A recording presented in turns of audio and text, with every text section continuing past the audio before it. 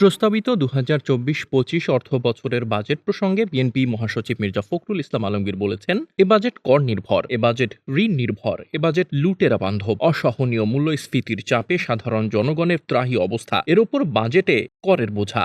জবাবদিহিতাহীন এ সরকারের কাছ থেকে জনকল্যাণমূলক বাজেট আশা করাটাই বোকামি। এই বাজেট দেশি বিদেশি ঋণ ও সাধারণ জনগণের ওপর চাপিয়ে দেয়া করের নির্লজ্জ ফিরিস্তি ছাড়া আর কিছুই নয়। এ বাজেটকে বিএনপি প্রত্যাখ্যান করছে বলে জানান মির্জা ফখরুল। রোববার বিকেলে রাজধানীর গুলশানে দলের চেয়ারপারসনের রাজনৈতিক কার্যালয়ে প্রস্তাবিত ২০২৪-২৫ অর্থ বছরের বিএনপির আনুষ্ঠানিক প্রতিক্রিয়া জানাতে আয়োজিত সংবাদ সম্মেলনে তিনি এসব কথা বলেন। বিএনপি মহাসচিব বলেন, বাজেট প্রণয়নের জন্য যে সম্পদ প্রয়োজন সেটি এই আলিগার্করা লুট করে নিয়েছে। ব্যাংকগুলো খালি। সরকারের আশ্রয়ে প্রশ্রয়ে আলিগার্করা ঋণ নিয়ে ব্যাংকগুলোকে শূন্য করে দিয়েছে।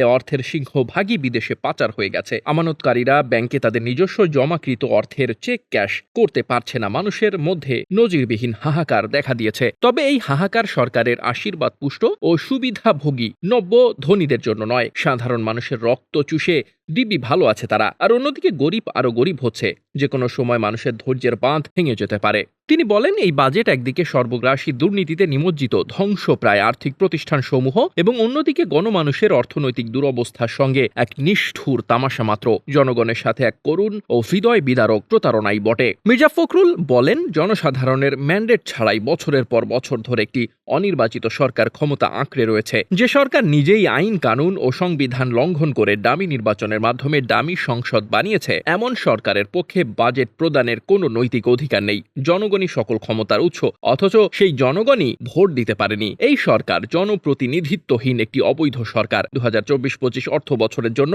এ সরকারের প্রস্তাবিত বাজেট দেশের সাধারণ দরিদ্র মানুষদের শোষণের লক্ষ্যে একটি সাজানো হাতিয়ার মাত্র। ডেস্ক রিপোর্ট, বার্তা বাজার।